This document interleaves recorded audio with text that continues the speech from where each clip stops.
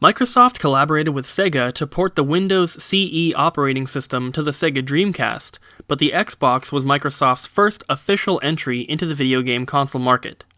On November 15, 2001, the Xbox was released to North American consumers, including a launch lineup consisting of 20 games. If negotiations had gone as planned, the Xbox would have been backwards compatible with Dreamcast games. Unfortunately, discussions about the Dreamcast SegaNet online services being used with the Xbox caused issues, and an agreement was never reached. Although the Nintendo GameCube and Sony PlayStation 2 systems had online functionality, neither compared to the success of Xbox Live. Xbox Live is Microsoft's online service for their game consoles, and when it was introduced with the original Xbox, it was a huge success and gave Microsoft a big advantage over the other consoles of that generation. Another advantage that the Xbox had was an internal hard drive for storing game saves and music, eliminating the need to purchase a separate memory card. The Xbox was by far more popular in the United States than in other regions, selling 16 million units in the US, 6 million in Europe, and only 2 million in the Asian and Pacific countries. The Xbox sold roughly 2 million more units worldwide than the Nintendo GameCube, but finished in second place behind the PlayStation 2, which went on to be the #1 best-selling system of all time, raking in a total of 155 million units sold worldwide.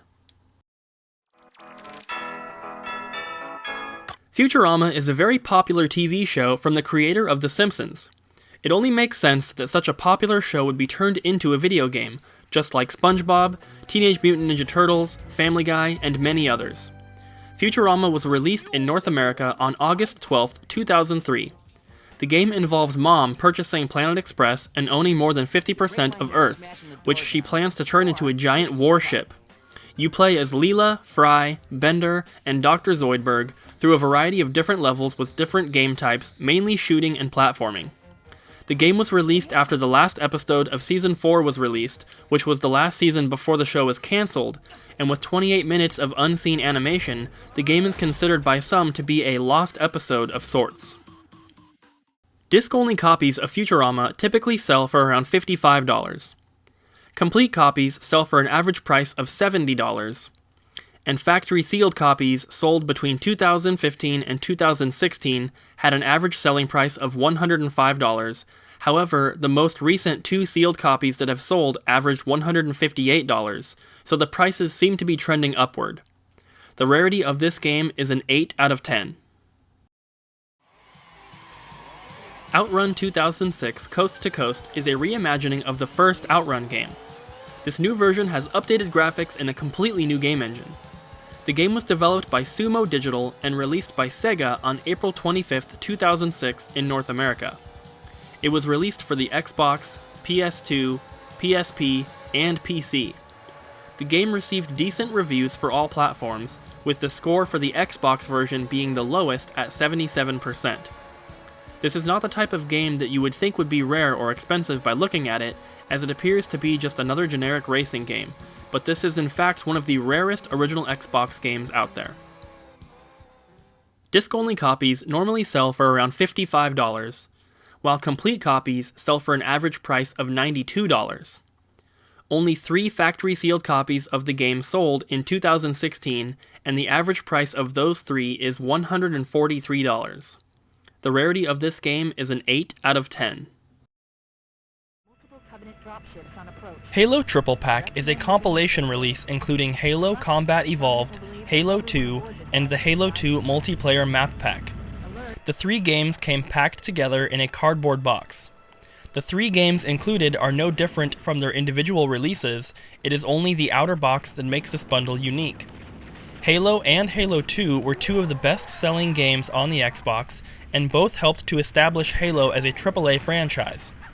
Since these games each sold millions of copies, not many people took advantage of buying the triple pack, most likely because they already owned at least one of the games, even though the triple pack was priced at $59.99, which was about $20 cheaper than the combined retail prices of the 3 discs individually. For the copies that did sell, many of the outer boxes were probably thrown out or lost, because it is an extra time-consuming step to open the outer box, then remove the game cases, then open those to get the games out. Most people who aren't collectors didn't think to hold on to boxes like we do now. There really is no loose or disc-only price for the Halo Triple Pack, since without the outer box it can't be considered the Triple Pack, but instead just 3 separate games. A complete copy on average sells for around $45, while the average factory sealed price is about $90, however the last couple sold have been above $100. The rarity of this game is an 8 out of 10. Steel Battalion is an extremely interesting release for the Xbox. The gameplay allows the player to take control of a giant fighting robot called a mech. There are tons of unique gameplay mechanics, including the need to use a windshield wiper if mud splashes on the screen, and permanent death for the in-game character. If you die in this game, you lose all of your saved progress and you have to start the game from the beginning. One little thing I forgot to mention is that you have to be a commercial pilot in order to operate the massive controller that came with this game. This controller was specifically designed for this game and is not used with any others. It was produced in very limited quantities and sold out immediately. The low production run plus the high original retail price forces this game and controller to be one of the most expensive items available for the Xbox. There was a reprinting of the game, which can be distinguished from the first release by the color of the buttons on the controller. Green buttons are found on the original, and blue buttons on the re-release. I could only find a single disc-only copy that had sold recently, and it went for $18. A complete copy of the game without the controller sells for about $30 to $40. A complete copy of the game including the controller and pedals, but missing the big box, sells on average for about $170.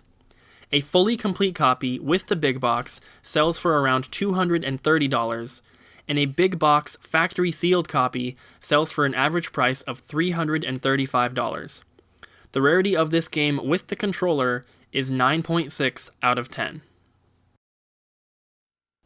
Jurassic Park Operation Genesis is a multi-platform game having been released on PS2 and PC in addition to the Xbox. Normally, games that are released on more than one system don't become rare, but in this case, the game is actually rare on both home consoles.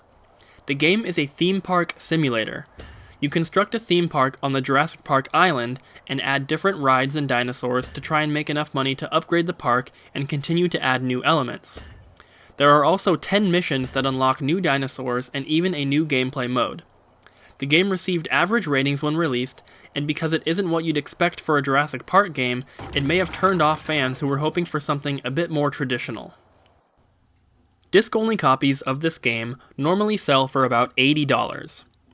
Complete copies sell for an average price of about $100 to $110. Factory sealed copies sell for about $250 to $300. The rarity of this game is a 9 out of 10. Teen Titans is a game published by THQ and Majesco Entertainment. The game was released on the PS2 and GameCube on May 24, 2006. The reason the Xbox version is much more rare than the others is because it wasn't released on the Xbox for another 6 months on November 13th.